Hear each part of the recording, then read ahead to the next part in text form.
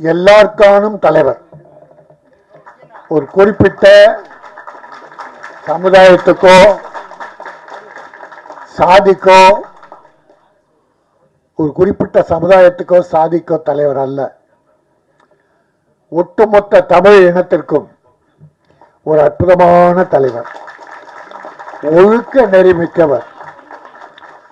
ஒரு பக்கம் அம்பேத்கர், ஒரு பக்கம் பெருந்தலைவர் காமராஜ், இன்னும் புத்தர் வழி நேர்மை என்ன உண்டோ அத்தனையும் படைத்த எல்லோருக்கும் தலைவர். எனக்கு தம்பி, அவர் லா காலேஜ் படிக்கும் போது பழக்கம். கோகநாதன் ஆபீஸுக்கு வருவார். விடுதலை சிறுத்தைகள் போராட்டங்கள் நடக்கிற போது நாங்கள் தினமும் மீட் பண்ணோம். அப்போ அந்த காலத்திலிருந்து கொண்ட கொள்கையை கொஞ்சமும் விடாது, எந்த கோடிக்கும் அடிமையாகாது, கொள்கைக்கு மட்டுமே. இன்றைக்கு ஒரு நல்ல இடத்துல தமிழக முதல்வர் மாண்புமிகு மு.க. ஸ்டாலின் அவர்களோடு அந்த கூட்டமைப்பு உருவாவதற்கும் இவரும் காரணம். அகில இந்தியாவில் அந்த இந்தியா கூட்டணி உருவாக முதல்வர் மட்டுமல்ல, அவரும் துணை நின்று அதை உருவாக்கியவர். இன்னைக்கு இந்திய லெவல்ல அருமை தம்பி திருமாவின் பெயர் ஓங்கி ஒலித்துக் கொண்டிருக்கிறது. பாராளுமன்றத்தில் அண்ணாவுக்கு பிறகு பல பேசியிருக்காங்க. பேரறிஞர் அண்ணாவின் பேச்சு என்பது சாதாரண அல்ல. வடநாட்டுக்காரனை எல்லாம் வளைத்து எடுத்தது, வடித்து எடுத்த போச்சு. அதுக்கு பின்னாலே பலருக்கு பிறகு திருமா டெல்லி பாராளுமன்றத்தில் ஓங்கி ஒலிக்கிற ஒரு அற்புதமான குரல். அந்த அருமை தலைவரை, என் ஆருயிர் தம்பியை அன்போடு வரவேற்கிறேன். இங்க அந்த சால் எங்க சால்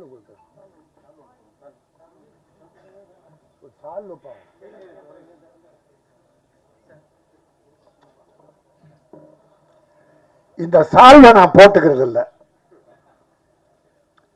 அது தம்பி காரணம் தெரியும். ஏன்னா ஒரு தடவை அவர் பாராட்டு விழா, புத்தக வெளியீட்டு விழாவுக்கு என்னை கூப்பிட்டாங்க. அன்னைக்கு சண்டே. ஒரு 8 மணிக்கு தேடினா கதர் கைத்தறி துண்டு எதுவுமே கிடைக்கல. நான் என்ன பண்ணிட்டேன், ராஜஸ்தான் சூரத்தில் தயாரிக்கிறது இது. அது வடநாட்டுக்காரங்க நிறைய வாழ வைக்கிறாங்க. ஆனால் இங்கே இருக்கிற ஈரோடு, சேலம், தர்மபுரி, செங்கல்பட்டு, அரக்கோணம் கைத்தறி தொழிலாளர்கள் ஏராளமாக இருக்காங்க. பல குடும்பம் வறுமையில் வாடுது. அதை என்னுடைய தயாரிப்பாளர்கள் இதை வாங்கி இதை வாங்காதீங்க, மற்றவங்க வாங்குவாங்க, இந்தியாவில் தயாரிக்கிறது தான், ஆனால் நமக்கு நம் தேவை பூர்த்தியான பிறகு வேறு எதாவது வாங்கலாம் என்று நான் சொல்லி இதை வாங்கிட்டு போய் போட்ட பிறகு அது 500 ரூபா போட்டு என்ன பண்ணேன், என் மனம் குத்தியது. நாமே போட்டுக்கலாம், அதை தம்பிக்கு போடுறோம்னு 5000 ரூபா அவருக்கு ஃபைன் கட்டினேன். இதை நான் போட்டு இருக்கக்கூடாது, கிடைக்காதால போடுறேன், அதனால் 5000 ரூபா உங்கள் கட்சிக்கு நன்கொடையாக நான் ஃபைன் கட்டுறேன்னு அந்த விழாவில் கட்டினேன். இப்போ என்னடானா இதையே போடுறாங்க. தம்பி, நம்ம பிஆர்ஓக்கள் தயவுசெய்து கொஞ்சம் ஞாபகம் வச்சுங்க. நம்ம தமிழ்நாடு பார்ப்போம், அதுக்கு மிஞ்சி இல்லைன்னா வெளியே போ, நம்ம மாநிலம்தான். அதோட இது உயர்வு.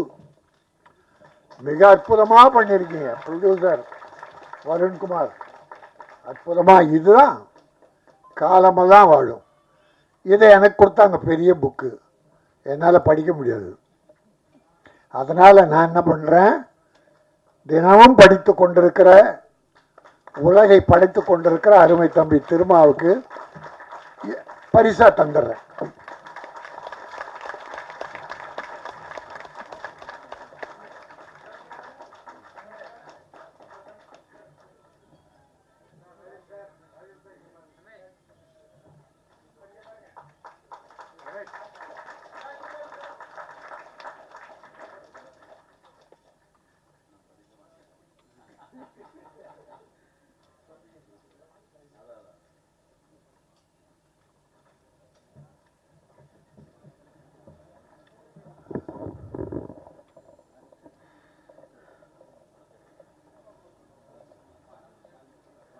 பிஎம் பிலிம்ஸ் அருண்குமார் தயாரித்த குயிலி என்கிற ஒரு அற்புதமான படம், குடும்ப படம். குடும்ப படம் மட்டுமல்ல, இது போராளி, ஒரு தாய் இந்த சமுதாயத்தில் எப்படி போராடுறா என்பதை ஒரு அற்புதமாக எடுத்து சொல்லியிருக்காரு டைரக்டர் அந்த முருகதாசாமி. முருகசாமி, நீ வாழ்க சாமி.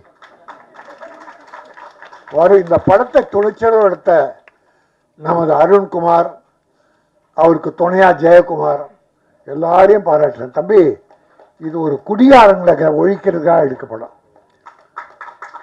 ஒரு கவர்ச்சி இல்லை, ஒரு கவர்ச்சி கிடையாது. பார்த்தோம் நம்ம தான் ஒரு தாய், அந்த அம்மாவை வச்சு சில சகோதரிகள் நடிகர்களை வச்சு இயற்கையாக எடுத்திருக்காங்க.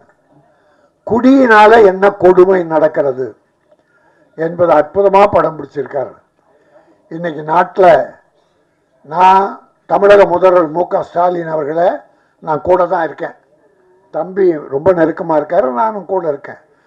இருந்தால் கூட இந்த விஷயத்தில் கொஞ்சம் விலகி இருக்கேன். குடி பல குடும்பங்களுக்கு எடுத்துருச்சு. ஏராளமான குடும்பம், 40% குடும்பங்க. தம்பிக்கு தெரியும், ஊர் ஊரா போறாரு, குக்கிராமெல்லாம் போறாரு. எவ்வளோ கொடுமைகள் அனுப்புக. நேராக ஏதாவது ஒரு விபத்துனா நேராக அங்கே போயிடுவார். அந்த கொடுமையை குடியை நிறுத்தணும். ஆனால் ஒன்று நிறுத்தணும்னு சொல்லும்போது தமிழக முதல்வருக்கு பெரிய இக்கட்டு இருக்கு. தமிழ்நாட்டில் நிறுத்திட்டா பாண்டிச்சேரி என்ன ஆகும், ஆந்திரா என்ன ஆகும்? நம்மால் வண்டி ஏறி அங்கே போய் குடிச்சிட்டு விடுறான், இங்கே குடிச்சிட்டு விடுறான்னு பார்த்தா அங்கே குடிச்சிட்டு விடுறான். அப்புறம் எல்லா இடம் குஜராத்தில் போதைப் பொருளுக்குன்னு அந்த ஏர்போர்ட், போதைப் பொருள்லாம் அங்கே தான் இருந்து வருது. உத்தரப்பிரதேசம், இந்தியாவில் எல்லா இடத்துல இருக்கு. அதனால ஒட்டு மொத்தமாக தம்பி பாராளுமன்றத்தில் பேசுவார்னு நினைக்கிறேன். ஒட்டுமொத்த பேசியிருக்காரு நினைக்கிறேன். இந்தியாவில் குடி எங்கேயும் இருக்கக்கூடாது. என் தாய்மார்கள் தாலி அறுப்பது வேதனையாக இருக்கிறது. அது மட்டும் இல்லை, ஒரு 20-25% பெண்கள் குடிக்க ஆரம்பிச்சிட்டாங்க. கல்லூரி பெண்கள் குடிக்கிறாங்க. அப்புறம் வீக்கெண்டுன்னு சொல்லி சாட்டர்டே சனிக்கிழமையில் பார்ட்டியில் கலந்துக்கிறாங்க. ஐயோ, நாடு ரொம்ப மோசமாக போயிட்டுருக்கு. எத்தனை வளர்ச்சி திட்டங்களை முதல்வர் கொண்டு வந்தாலும் இந்த குடி ஒரு பெரிய செட்பேக் தான். அந்த வகையில் நான் தமிழக முதல்வர் வணங்கி கேட்டுக்கொள்வது, எப்படியாவது ஏதோ மணல் கொள்ளையடிக்கிறான், அதை அரசுடைமையாக்கலாம். எத்தனையோ வழிகள் இருக்கு இந்த குடிக்கு பதிலாக வருவாய் வர. அது எல்லா தலைவர்களும் சொல்லுவாங்க. ஆக அப்படி ஒரு சமுதாயம் சீர்திருத்த படம் இது. பாட்டு 5 பாட்டு, அவ்வளோ பாட்டு தேவையில்லை. பாட்டை உட்காந்து பார்க்க மாட்டேங்கிறாங்க. ஆனால் நல்லா இருந்தது, கருத்துள்ள பாட்டு. குடியின் கொடுமையை எடுத்து சொல்வது, சமுதாயத்தில் தாய்மார்கள் படுகிற வேதனை எடுத்து சொல்வது. ஆக ஒரு குடும்ப அற்புதமான ஒரு தாய். அந்த அம்மா ரொம்ப நல்லா நடிச்சிருக்காங்க. எல்லாருமே இயற்கை, யாரும் சினிமா நடிகர்கள் யாரும் இல்லை, எல்லாம் இயற்கையாக ரொம்ப சிறப்பாக இருந்தது. பல ஆடியோ ஃபங்க்ஷனில் கலந்துக்கிறேன். இதில் கலந்துக்கிறத மனசு திருப்திமத்தில் ஆழ் மனதிலிருந்து என்னுடைய மகிழ்ச்சியையும் வாழ்த்தையும் இந்த குயிலுக்கு தெரிவித்து, தமிழக மக்கள் இதை சிறப்பாக போற்றி பாராட்டி தயாரிப்பாளரை காப்பாற்றணும். என்னுடைய ஊடக நண்பர்கள், தம்பிகள், நீங்கள் சின்ன படங்களை எவ்வளோ நல்லா எழுதுறீங்க. இந்த படத்துக்கு ஒரு சிறப்பான விளம்பரம் கொடுத்து உங்களாலும் இது உயர்வு பெற வேண்டும். போட்ட பணம் ப்ரொடியூசருக்கு வந்துடணும்.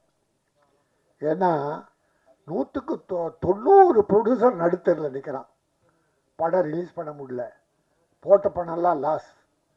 இது அவலம் இந்த தமிழ்நாட்டில். அப்புறம் தமிழில் குயிலின்னு பேர் வச்சார்.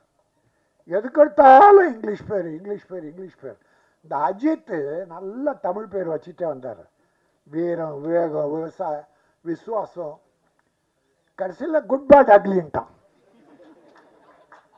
அதாவது ஒரு ஹீரோ அந்த ஹீரோயினை போடுங்கன்னு சொல்கிற உரிமை இருக்குல்ல, இங்கிலீஷ்ல டைட்டில் வைக்காதுன்னு சொல்றதானே.